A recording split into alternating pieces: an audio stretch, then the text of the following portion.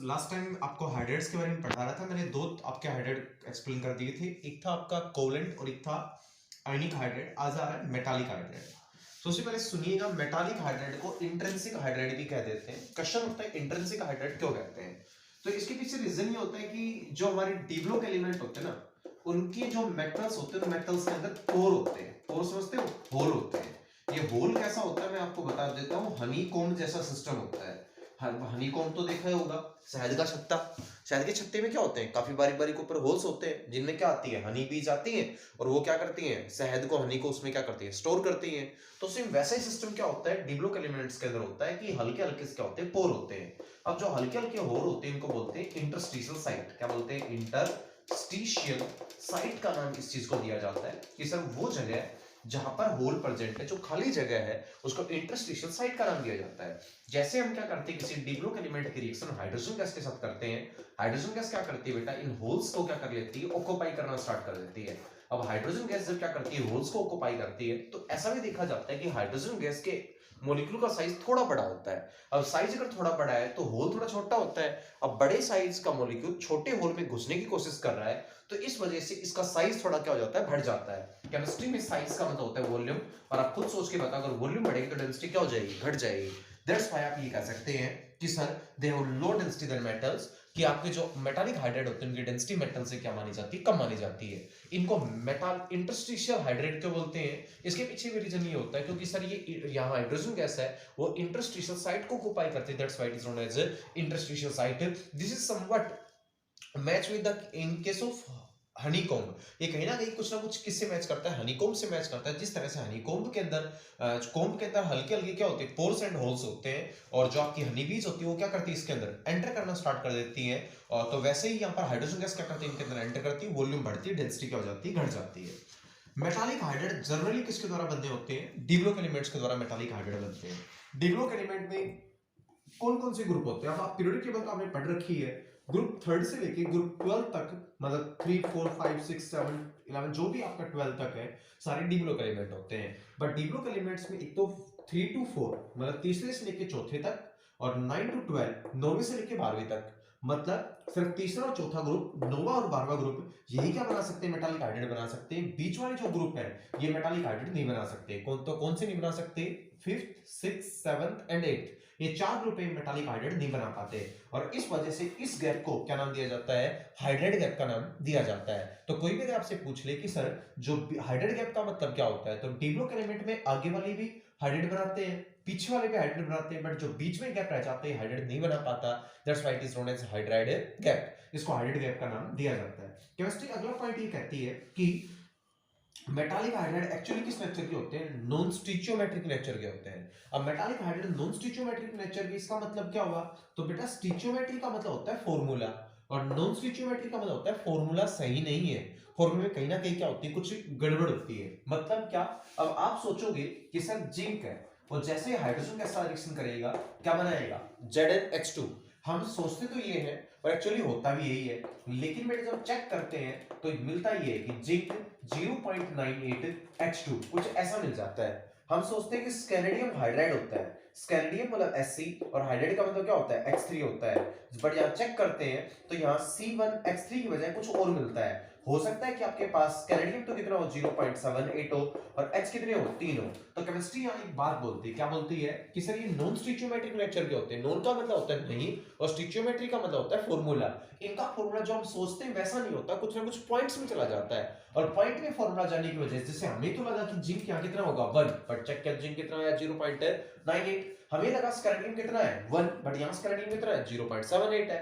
इसका मतलब कुछ ना कुछ फॉर्मूले में अलग होता है। इस वजह से किस नेचर के कहे जाते हैं, नॉन स्टिचियोमेट्रिक। स्टिचियोमेट्रिक का मतलब क्या होता है, जैसे फॉर एग्जांपल जिंक ऑक्साइड है, सपोज करो। अब जिंक ऑक्साइड का हमें थ्योरेटिकली भी कितना बताया गया, जिंक 1 और ऑक्सीजन 1, और हमने लैब में जाके इसको ऑपरेशन किया तो भी कितना बाहर निकला, एक जिंक और एक ऑक्सीजन बाहर निकला। तो केमिस्ट्री कहती है कि अगर थ्योरेटिकली और एक्सपेरिमेंटली फॉर्मूला सेम रहे तो स्टिचियोमेट्रिक, बट जब थ्योरेटिकली चेक करते तो ये बताया जाता है, और जिंक हाइड्राइड का जब एक्सपेरिमेंटली चेक किया जाता है 0.98 के समथिंग आता है। That's why it is known as non stoichiometric in nature. They are show metallic properties. जितने भी मेटालिक हाइड्राइड होते हैं कौन सी प्रॉपर्टी शो करते हैं, मेटालिक प्रॉपर्टी। अब मेटालिक प्रॉपर्टीज के बारे में आई थिंक बताने की रिक्वायरमेंट तो नहीं होनी चाहिए कि they are good conductor of electricity, They are good conductor of heat, they are malleable, they are ductile, they have high tensile strength, they are solid in nature. तो ये सारी क्या करते हैं बेटा, मेटालिक प्रॉपर्टीज शो करते हैं। Density वाला आपने कॉन्सेप्ट पढ़ लिया, और अगला ये भी बात आपने पढ़ ली कि hydrogen gas occupies the holes and pores. Actual में जो हाइड्रोजन गैस होती है वो किसको ऑक्युपाई करती है, होल्स को, और मेटल के अंदर जो पोर्स होते हैं वो क्या करती है, ऑक्युपाई करती है। इस वजह से इसको क्या बोलते हैं बेटा, इंट्रिंसिक हाइड्रेट भी कहा जाता है। मेटालिक हाइड्राइड उसी कोलेंट हाइड्राइड की तरह इनको क्या बोलते हैं बेटा, मेटल स्टोरेज क्या बोलते हैं, सॉरी हाइड्रोजन स्टोरेज के नाम से भी क्या किया जाता है, जाना जाता है कि सर ये हाइड्रोजन गैस को क्या करते हैं, स्टोर करते हैं। अब आपके माइंड में आएगा कि हाइड्रोजन गैस को कैसे स्टोर करते हैं, तो देखिएगा जिस तरह से हनी कोम्ब के अंदर हनीज ने क्या, बीज ने क्या स्टोर कर दिया, हनी स्टोर कर दिया, वैसे यहाँ पर हमारी मेटल के अंदर कौन सी गैस आ चुकी है, हाइड्रोजन गैस आ चुकी है। जब हमारा मन करेगा हम मेटल क्या करेंगे, हीट करेंगे। जितनी भी हाइड्रोजन गैस इन पोर्स के अंदर गई थी वो सारी हाइड्रोजन गैस क्या हो जाएगी, वापस निकल जाएगी। मतलब इन मेटालिक हाइड्राइड्स को अगर हम बना के रख ले और फ्यूचर में आफ्टर 10, 20 और 50 इयर्स बाद जब भी हमारा मन करेगा हम क्या करेंगे, इस मेटालिक हाइड्राइड को गर्म करेंगे। जिस तरह से हनी बीज के हनीकॉम्ब से शहद निकाला जा सकता है, यहाँ से हाइड्रोजन गैस निकाली जा सकती है, तो ये किसकी तरह वर्क करते हैं, हाइड्रोजन स्टोरेज के रूप में भी वर्क करते हैं। अगला टॉपिक आता है वाटर। अब हमें हाइड्रोजन के बारे में काफी कुछ पढ़ चुके हैं, वाटर के बारे में क्या करेंगे, स्टडी करेंगे। आप सभी को बताने की जरूरत नहीं है कि वाटर का फॉर्मूला क्या होता है, H2O होता है। वाटर जो होता है वो केमिस्ट्री में कहा जाता है ऑक्साइड होता है। किसका ऑक्साइड होता है, ऑक्साइड ऑफ हाइड्रोजन। हाइड्रोजन का क्या माना जाता है, ऑक्साइड माना जाता है। सबसे पहले अगर आपसे कोई पूछे कि सर वाटर के फॉर्मूले में एक इंटरेस्टिंग फैक्ट ये है कि इसको H2O क्यों कहते हैं, इसको OH2 क्यों नहीं कह देते हैं, है ना, काफी अच्छा क्वेश्चन है। किसको H2O क्यों बोलते हैं, इसको OH2 क्यों नहीं कह देते। जैसे कि फॉर एग्जांपल हमारे पास एक कंपाउंड होता है OF2, अब आप कहेंगे सर इसको F2O क्यों नहीं कह देते। अरे भैया जब H2O में हाइड्रोजन को आगे ले सकते हैं, ऑक्सीजन को पीछे ले सकते हैं, तो इसको भी तो अच्छा लगेगा ना। ये अब कुछ स्टूडेंट सोच रहे होंगे दीपक सर अच्छा लगता है H2O बोलना, OH2 बोलना अच्छा नहीं लगता, तो फिर ये भी तो अच्छा लगेगा, F2O बोल दो। क्यों OF2 लिखते हो केमिस्ट्री, ये लिखते गलत कह देगी, ये लिखते गलत कह देगी।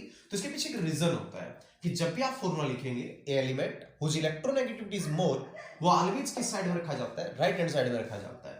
तो आप पहले चेक करिएगा, आपने पढ़ रखी इलेक्ट्रोनेगेटिविटी के बारे में कि जिस एलिमेंट की इलेक्ट्रोनेगेटिविटी ज्यादा होती है वो राइट हैंड साइड में रखा जाएगा। अब हाइड्रोजन की इलेक्ट्रोनेगेटिविटी होती है 2.1 और ऑक्सीजन की इलेक्ट्रोनेगेटिविटी होती है 3.5। अब भैया जिसकी इलेक्ट्रोनेगेटिविटी ज्यादा किस साइड में रखा गया, राइट हैंड साइड में।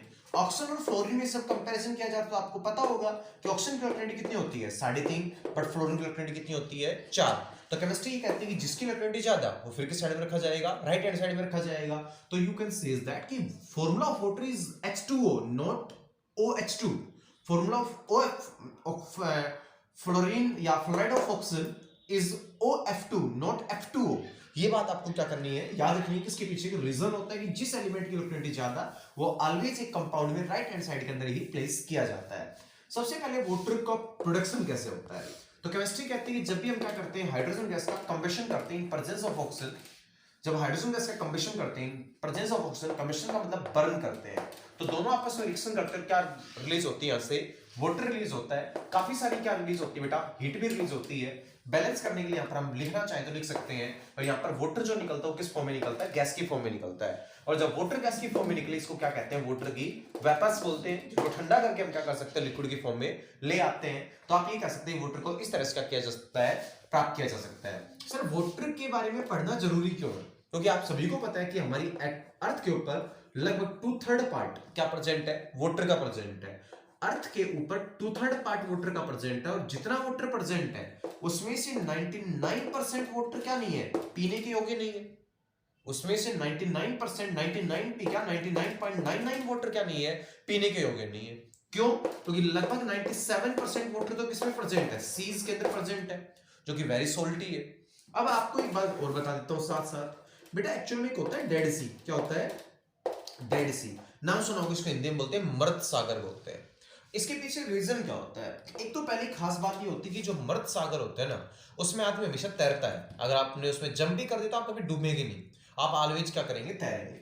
इसके पीछे रीजन क्या है, क्योंकि आपने फिजिक्स में पढ़ा होगा कहीं ना कहीं कि जिसकी डेंसिटी लो होती है वो क्या करता है, ऊपर तैरता है, और जिसकी डेंसिटी हाई रहती है वो नीचे रहता है, और लो डेंसिटी वाला हाई डेंसिटी वाले के ऊपर क्या करता है, फ्लोट करता है। अब ह्यूमन बॉडी की डेंसिटी क्या होती है, ज्यादा। अगर हम पानी में जंप कर गए, ठीक है, तो हम क्या कर जाएंगे, डूब जाएंगे। नदी में जंप कर गए, नहर में जंप कर गए, हमारे कहीं तालाब पॉन्ड वगैरह में जंप करके हम डूब जाएंगे, क्योंकि हमारी बॉडी की डेंसिटी ज्यादा है। लेकिन डेड सी के अंदर वाटर इतना सोल्टी है, इतना ज्यादा सोल्टी है, लगभग ये कहते हैं 342 ppm के लगभग इसकी क्या होती है, कंसंट्रेशन होती है सोल्ट की, काफी हाई कंसंट्रेशन होती है। इतना ज्यादा सोल्टी वाटर होने की वजह से बेटा वहां वाटर की डेंसिटी क्या होती है, ज्यादा, और ह्यूमन बॉडी की डेंसिटी क्या होती है, कम। तो अगर आप विदाउट एनी इक्विपमेंट अगर सीधे डेड सी में जंप कर गए तो आप तैरते रहेंगे, आप कभी डूबेंगे नहीं, ये चीज याद रखना, ठीक है। सेकेंडली फिर एक क्वेश्चन ये उठ के आता है, सर जब इसमें कोई डूबता ही नहीं तो इसका नाम डेड क्यों रखा गया? इसके पीछे रीजन ये है कि इसके अंदर सोल्ट है ना, सोल्ट वो पॉइजनस सोल्ट है।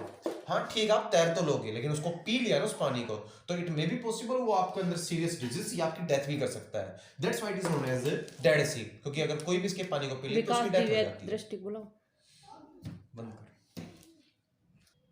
देखिएगा, वाटर के बारे में आप ये कह सकते हैं कि इसको जब हाइड्रोजन गैस का कम्बिशन करते हैं, बर्न करते हैं, तो प्राप्त होता है। वाटर अर्थ के ऊपर काफी मात्रा में एग्जिस्ट करता है, इसलिए काफी एसेंशियल होता है। और आपको ये तो पता है कि लाइफ के लिए सबसे क्या है, एसेंशियल कंपोनेंट है, इसलिए वाटर के बारे में पढ़ना कंपलसरी है, जरूरी है। कोई भी अगर आपसे पूछे कि सर वाटर का स्ट्रक्चर कैसा होता है, तो केमिस्ट्री कहते हैं कि स्ट्रक्चर को निकालने के लिए आपको 4th चैप्टर आपने पढ़ा था, उसमें एक टॉपिक पढ़ा था हाइब्रिडाइजेशन। अगर आपको वाटर का स्ट्रक्चर चेक करना है तो आपको क्या निकालनी पड़ेगी, पहले हाइब्रिडेशन डिटरमाइन करनी पड़ेगी। अब आप ये बताओ हाइब्रिडेशन कैसे निकालते हैं, तो सबसे पहले आपको वाटर की हाइब्रिडेशन निकालनी है। याद करो, ऑर्गेनिक केमिस्ट्री में हाइब्रिडेशन निकालने का तरीका बताया था मैंने, बट वो सिग्मा बॉन्ड वाला तरीका ऑर्गेनिक केमिस्ट्री में अप्लाई होता है। यहाँ पर आपको एक और तरीका बताया था, वो अप्लाई करना है। क्या अप्लाई करना है? सबसे पहले वैलेंस सेल के इलेक्ट्रॉन निकाल लो। अब एक हाइड्रोजन की वैलेंस सेल में कितने इलेक्ट्रॉन होता है, 1, तो 2 की में कितने इलेक्ट्रॉन हो जाएंगे, 2। एक ऑक्सीजन की वैलेंस सेल में कितने इलेक्ट्रॉन होते हैं, 6। क्यों? क्योंकि ऑक्सीजन का एटॉमिक नंबर होता है 8, इलेक्ट्रॉन कॉन्फिगरेशन कितनी होती है, 2 और 6। तो ऑक्सीजन की वैलेंस सेल में कितने इलेक्ट्रॉन होते हैं, 6। अब 6 और 2 कितने इलेक्ट्रॉन होंगे बेटा, आप चेक कर रहे होंगे, 8। इसको अगर 2 से डिवाइड करेंगे तो कितना हो जाएगा, 4 बचेगा। 4 का मतलब आप क्या कहेंगे, S का, तो 1 और P के कितने आ जाएंगे, 3। तो केमिस्ट्री में ये क्या कहलाएगा, sp3 हाइब्रिडाइजेशन। तो ये कहा जाता है कि जो वाटर होता है उसकी sp3 हाइब्रिडेशन होती है। sp3 का मतलब ज्योमेट्री कैसी होगी आपकी, टेट्राहेड्रल ज्योमेट्री होगी। सर यहाँ वाटर तो क्या आ जाएगा बीच में, एक हाइड्रोजन यहाँ, एक हाइड्रोजन यहाँ, बेटा एक लोन पेयर यहाँ पर, एक लोन पेयर कहाँ पे आ जाएगा, यहाँ पे आ जाएगा। तो आप ये कह सकते हैं कि ये क्या होती है, आपकी स्ट्रक्चर होता है। अब तीनों एटम्स को मिलाएं तो कैसी शेप बन रही है, आई थिंक वी शेप। कैसे बन रही है, वी शेप बन रही है, या आप ये कह सकते हैं बेंड शेप। तो वाटर की शेप कैसी होती है, वी शेप और बेंड शेप। और इसमें कितने लोन पेयर प्रेजेंट होते हैं, 2 लोन पेयर प्रेजेंट होते हैं।